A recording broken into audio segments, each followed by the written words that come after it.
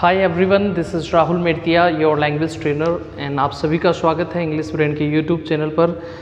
Guys, आप मेरे सामने पीछे सामने तो चैनल आपके कैमरा है, पीछे जो देख रहे हैं ये एक टेबल है और ये टेबल ये लेसन 5 चल रहा है और स्पोकन इंग्लिश की सीरीज़ में कुछ बच्चे लगातार मेहनत कर रहे हैं, कुछ बच्चे नहीं कर रहे हैं, क्योंकि अगर आपके कमेंट्स हमें ये बताते हैं कि आप कितना उस पर काम कर रहे हैं या नहीं।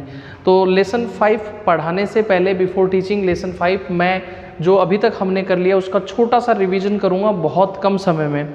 और अगर आप if you are new on this platform और हमारे यूट्यूब चैनल पर पहली बार आए हैं और आप बेसिक वीडियोस देखना चाहते हैं रिलेटेड टू इज़मार, वोजवर, हैज़व, जो भी बेसिक चीज़ें हैं, तो इस वीडियो की डिस्क्रिप्शन में या फिर वीडियो के प्लेलिस्ट में आपको मिल जाएगा। मैं बेसिक सा रिवीजन कर रहा हूँ, जो बच्चे लगातार क्लास ले रहे हैं वो इस रिवीजन से काफ़ी उनको फ़ायदा होने वाला है। देखिए, सबसे पहले हमने किया था is am are action plus I N G. Lesson 1 में हमने किया था, देखो, एनी एक्शन, कोई भी एक्शन कर रहा हूँ, यानी कोई भी एक्शन मैं कर रहा हूँ। जैसे मैं कहूँ कि मैं खेल रहा हूँ तो आई एम प्लेइंग, ठीक है। मैं सो रहा हूँ, आई एम स्लीपिंग। मैं इंग्लिश बोल रहा हूँ, I am speaking English. Negative होगा तो नॉट लगा देंगे। और क्वेश्चन जब पूछेंगे तो आर यू से क्वेश्चन करेंगे, जैसे कि इसमें लिखा हुआ है आर यू प्लेइंग, इसका अर्थ हुआ क्या आप खेल रहे हो। मैं कहूँ क्या आप इंग्लिश सीख रहे हो, आर यू लर्निंग इंग्लिश। क्या आप वीडियो देख रहे हो, are you watching this video. क्या आप टीवी देख रहे हो, आर यू वॉचिंग टीवी। एक बार मैं पहले दोबारा से बता देता हूँ, जो बच्चा बीच में अभी से देख रहा है उसको समझ ज़्यादा चीज़ें नहीं आएंगी, जो पहले से जुड़े हुए हैं उनके लिए बहुत आसान लग रहा होगा अभी। चलिए सेकंड देखिए, was were action plus I N G. Lesson 2 में हमने किया था कोई भी एक्शन मैं कर रहा था, यानी कि पास्ट में कोई एक्शन मेरा कंटिन्यू था। मैं आपसे कहूँ कि आप 7 बजे क्या कर रहे थे, आप कहते हो कि सर मैं नहा रहा था, मैं पढ़ रहा था, मैं सीख रहा था, मैं इंग्लिश सीख रहा था, या वह इंग्लिश सीख रहा था। तो ही वॉज लर्निंग इंग्लिश, ठीक है। वह इंग्लिश नहीं सीख रहा था, I was not learning English. और क्या वह इंग्लिश सीख रहा था, तो वॉज ही लर्निंग इंग्लिश। और सामने वाले से कैसे कहेंगे question, were you learning English, ठीक है। इसके बाद में देख लीजिए has a action third. Lesson 3 में हमने सीखा था कोई भी एक्शन मैंने कर लिया है या कर चुका हूँ, ठीक है। कोई भी एक्शन मैंने कर लिया है या कर चुका हूँ। मान लीजिए मेरा सब्जेक्ट यहाँ पर जियांसी है, एक सब्जेक्ट है, ठीक है। मैंने बोला Jiyansi has taken the burger, यानी जियांसी ने बर्गर खा लिया है। Jiyansi has not taken the burger, Jiyansi ने बर्गर नहीं खाया है। Has Jiyansi taken the burger, ये सारी चीज़ें हमने पहले की हुई है। तो और सामने वाले से क्वेश्चन करेंगे तो कैसे कहेंगे, आप सामने वाले से कह सकते हैं have you taken the burger या have you taken your lunch. अगला देखिए डिड। डिड के साथ में एक्शन फर्स्ट और सिंपल वाक्य होगा।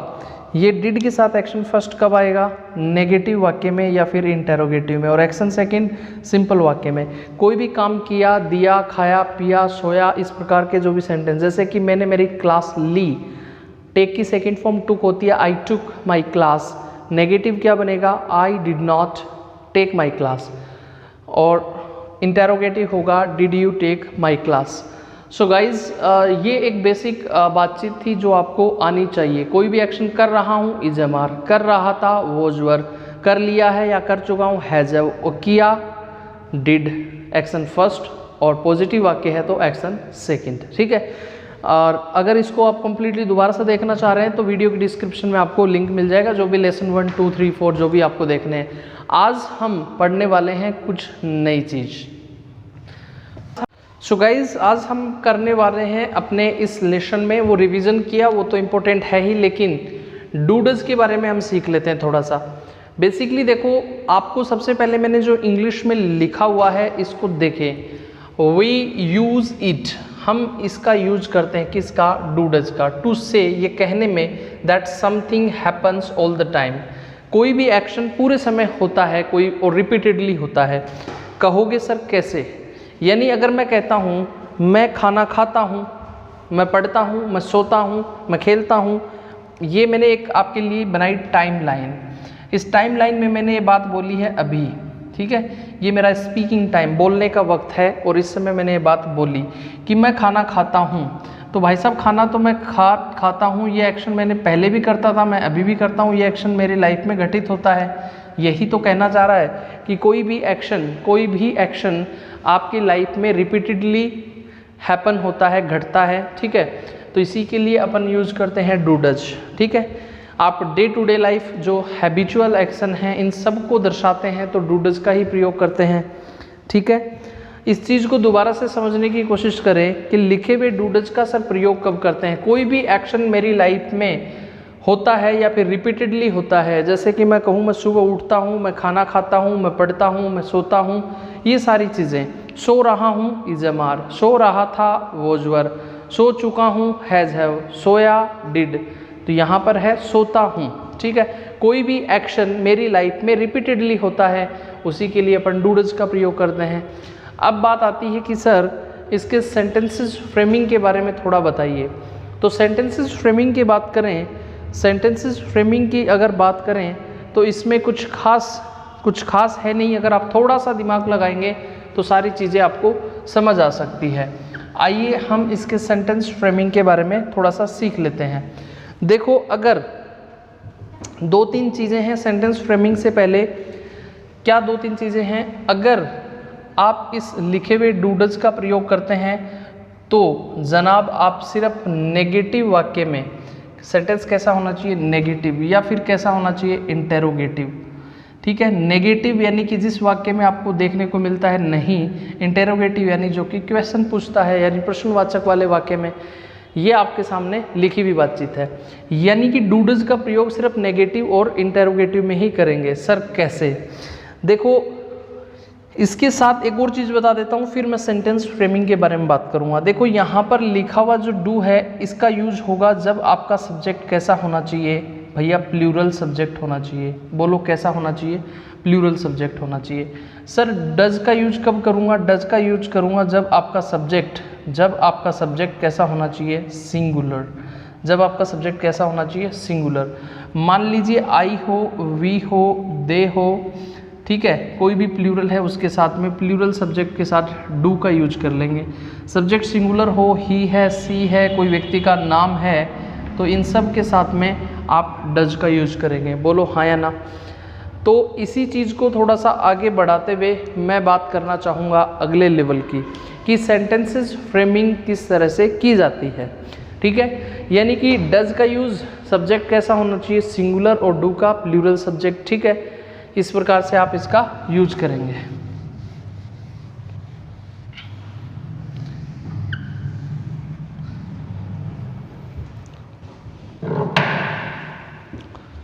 अब देखिए, यहाँ पर हम बात कर रहे हैं कि हमारा जो बोलने का क्रम या स्पीकिंग ऑर्डर वो कैसा हो, ठीक है। पहली बात देखिए, आप यूज करते हैं आई और वी अपने आप में स्पीकर हैं, तो शुरुआत करते हैं आई से। आपने कहा आई एक्शन, हमारा कौन सा आएगा? फर्स्ट आएगा, ठीक है। आई एक्शन फर्स्ट, यानी मैं कोई भी काम करता हूँ, जैसे मैं कहूँ मैं काम करता हूँ, मैं को बोला आपने आई, काम करना होता है वर्क, तो आपने बोला आई वर्क, ठीक है। आई वर्क यानी कि मैं काम करता हूँ, ठीक है। इसी की जगह पे आप और कुछ भी बोल सकते हैं। आप कह सकते हैं मैं क्रिकेट खेलता हूँ, तो आई प्ले क्रिकेट। मैं गाना गाता हूँ, आई सिंग अ सॉन्ग, ठीक है। मैं गाना गाता हूँ, कैसे कहोगे? आई सिंग अ सॉन्ग, ठीक है। मैं गुनगुनाता हूँ, गुनगुनाना होता है हम, ठीक है। तो इस प्रकार से आप इसका यूज़ कर लेंगे। बोलो बात समझ आई क्या? ठीक है।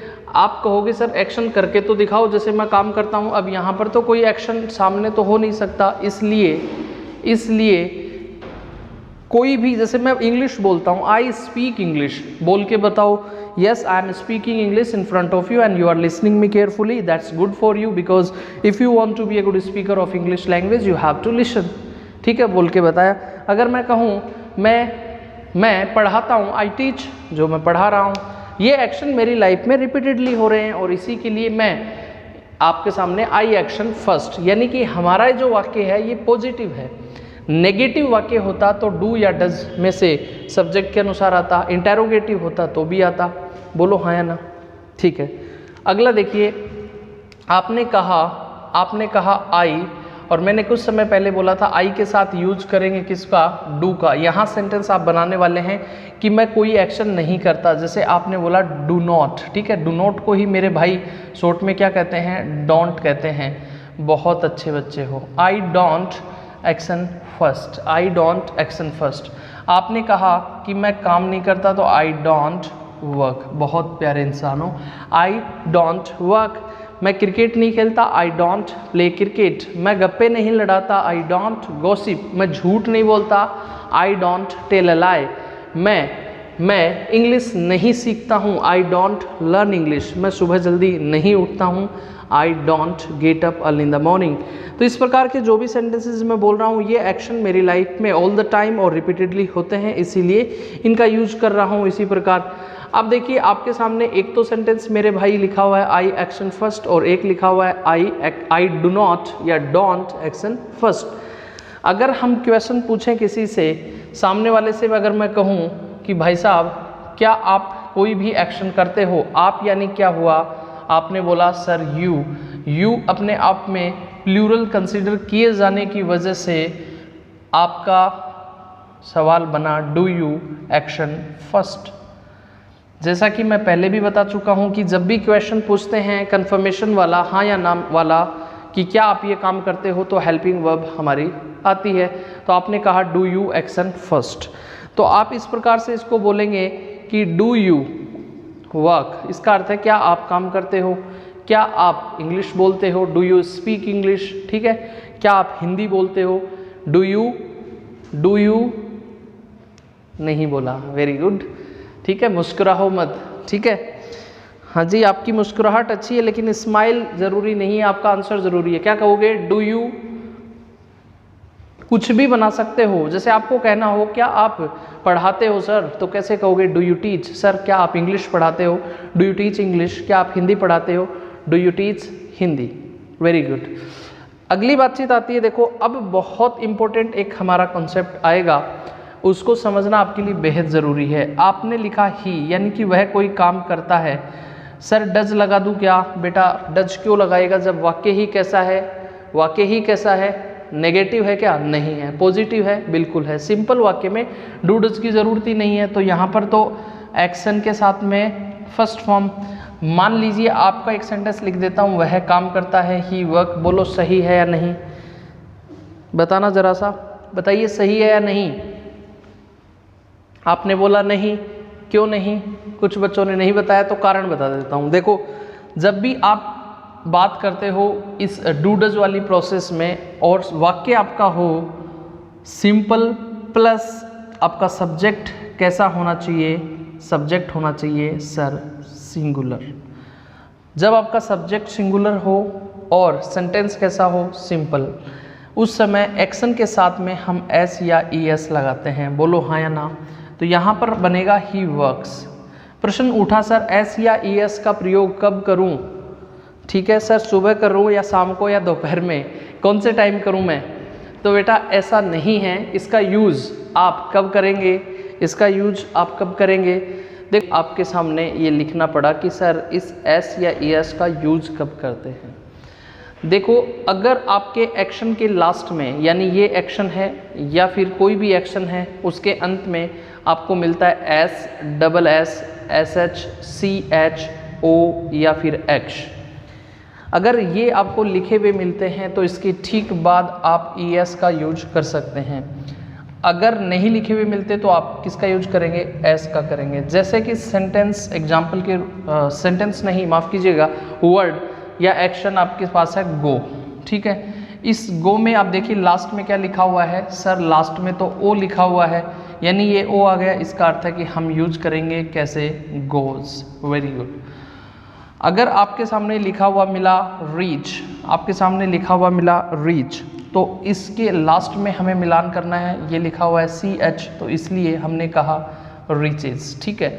अभी अभी हमने एक वर्ड पढ़ा वर्क, आपने देखा कि कोई भी वर्ड लास्ट वाला, बीच वाला, सर ये मिल रहा है, ये नहीं, ये बताना है लास्ट का, तो यहाँ पर कोई वर्ड आपको नज़र नहीं आ रहा, तो इसलिए आपने यहाँ पर क्या किया, सिर्फ एस ही लगाया। इसी प्रकार एक और वर्ड ले लीजिए, मैंने कहा वॉस, आपने एक वर्ड मैच किया एस एच, तो क्या हो जाएगा वॉसेज।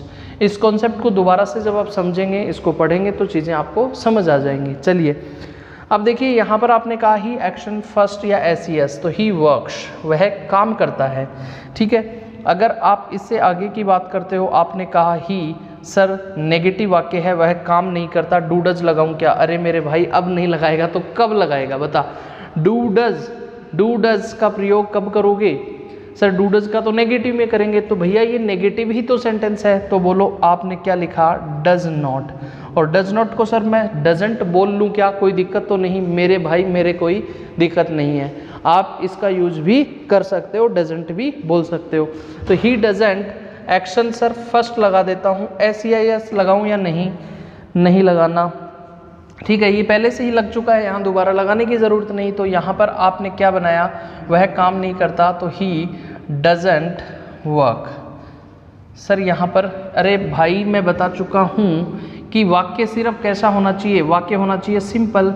तो सर सिंपल वाक्य तो ये भी था, आपने वहाँ तो नहीं लगाया। अरे मेरे भाई पूरी बात सुनी नहीं तुमने, मैंने कहा सिंपल सेंटेंस प्लस में उसका जो सब्जेक्ट है वो कैसा होना चाहिए, सिंगुलर। सर आई भी तो सिंगुलर ही होता है, लेकिन यहाँ इसको कंसीडर यानी माना जाता है किसमें, प्लूरल में। तो ध्यान रहे आप इस स्ट्रक्चर में, स्ट्रक्चर नंबर जो 4 आ रहा है हमारा ही, ये इसको ही या ही की जगह सी होता, राम होता तो भी SES यहाँ लग सकता था, ठीक है।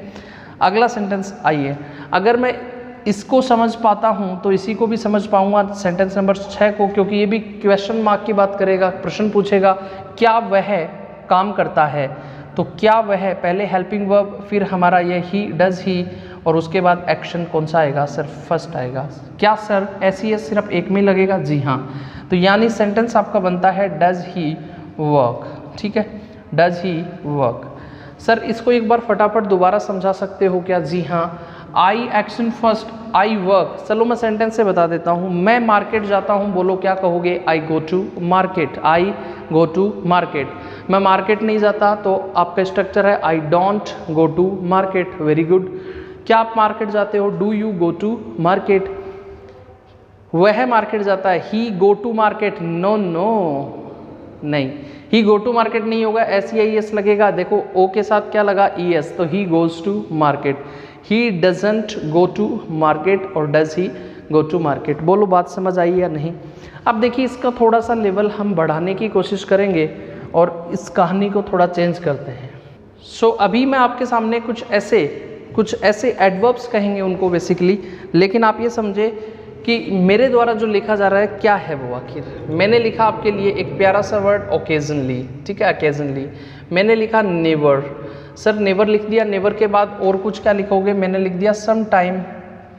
मैंने लिखा एवरी डे, मैंने लिख दिया डेली, या फिर मैंने और कोई भी वर्ड, ठीक है, और कोई भी वर्ड लिख दिया, मैंने लिख दिया हार्डली, ठीक है, और मैंने लिख दिया रेयरली, ठीक है सर। ओकेजनली की बात करते हैं तो आप ध्यान से समझें, मैं लिख नहीं रहा हूँ, ध्यान से समझें। ओकेजनली यानी किसी खास अवसर पर। मान लीजिए जब आप कहते हो कि मैं शराब कोई खास किसी अवसर पे ही पीता हूँ, तो आप कहेंगे आई पीता हूँ, यानी कोई एक्शन होता है, आपको डू डज अभी करवाया है, I take wine occasionally. Sir इस ओकेजनली को मैं पहले भी बोल सकता हूँ क्या, ओकेजनली आई टेक वाइन, बिल्कुल। अगर आप ऐसे कहते हो पहले ओकेजनली आई टेक वाइन तो भी सही है, ठीक है। नेवर, देखिए नेवर का अर्थ होता है कभी नहीं, ठीक है। मैं अगर कहूँ कि मैं कभी झूठ नहीं बोलता, तो आई, ये नेवर आएगा, आई नेवर टेल अ लाई, मैं कभी झूठ नहीं बोलता, ठीक है। मैं कभी कभी जल्दी उठता हूँ, मैं कभी कभी जल्दी उठता हूँ, तो पहले भी लगा सकते हो आप some time, I get up early, मैं कभी कभी जल्दी उठता हूँ। एवरी डे यानी रोजाना, वह मंदिर रोजाना जाती है, वह को क्या कहेंगे, सी कहा आपने, वह मंदिर, सी गो टू टेम्पल, और रोजाना, माफ़ कीजिएगा, एवरी डे प्रत्येक दिन, तो एवरी डे क्या वाक्य सही है, she go to temple every day. आप में से कुछ बच्चों ने बताने की कोशिश की कि सर गो के साथ सिर्फ गो न होकर क्या होना चाहिए, गोज होना चाहिए, क्योंकि ये जो है ये सिंपल सेंटेंस होने के साथ साथ इसका सब्जेक्ट भी सिंगुलर है। Very good. अगला देखिए, मैं कहूँ कि मैं डेली यहाँ आता हूँ, I come here daily, I come here daily. Very good. Hardly, HARDLY, hardly यानी कि हार्डली जो होता है मुश्किल से, ठीक है, वह मुश्किल से बोलता है ना, तो हम कहेंगे ही हार्डली स्पीक्स इंग्लिश, वह मुश्किल से इंग्लिश बोलता है। यानी कि अगर जब भी हार्डली का यूज करेंगे तो आप इस तरह से बोल सकते हैं, ही हार्डली स्पीक्स इंग्लिश। फिर लिखा हुआ है रेयरली, रेयरली का अर्थ होता है RARELY, रेयरली न के बराबर, ठीक है। अगर मैं कहूँ वह न के बराबर पढ़ता है तो ही रेयरली स्टडीज, ठीक है, ही रेयरली स्टडीज। आपने ध्यान से देखा होगा ये ES दोबारा लगा, क्यों लगा, क्योंकि जो आपका जो सब्जेक्ट है ये लिखा हुआ ही है या सी हो, सिंगुलर सब्जेक्ट प्लस सेंटेंस कैसा है, सिंपल है, ही रेयरली स्टडीज। तो आप इसको नोट कीजिए, काफ़ी इंपॉर्टेंट चीज़ है, बहुत इंपॉर्टेंट चीज़ है, इसको नोट कीजिएगा, काफ़ी इंपॉर्टेंट है।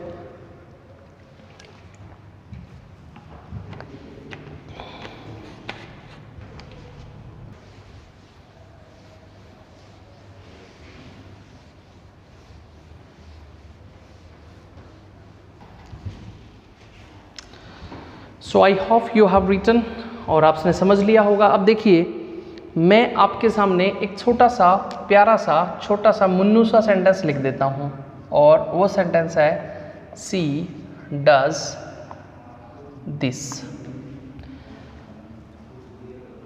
आप इस सेंटेंस को सोचकर मुझे बताएंगे कि ये लिखा हुआ जो सेंटेंस है ये सेंटेंस सही है या गलत। आपके पास में 10 सेकंड्स हैं, 10 सेकंड है, जरा सा लिखें, तब तक मैं गुनगुना लेता हूँ।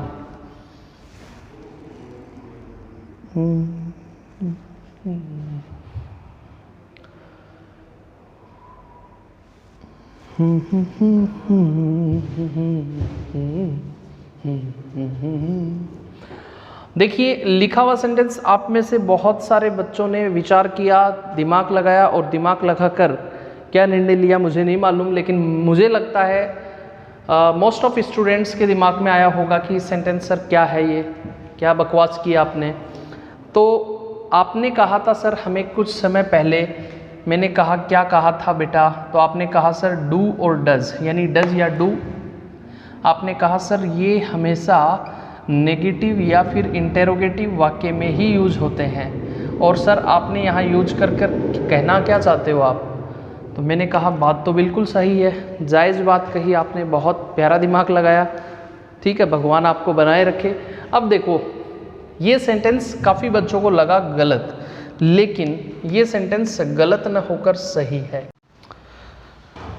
तो आपके सामने जो ये लिखा हुआ है सी गोज, आपने कहा सर ये ES आ गया है, सब्जेक्ट आपका सिंगुलर, इसलिए आपने क्या लगा दिया ES।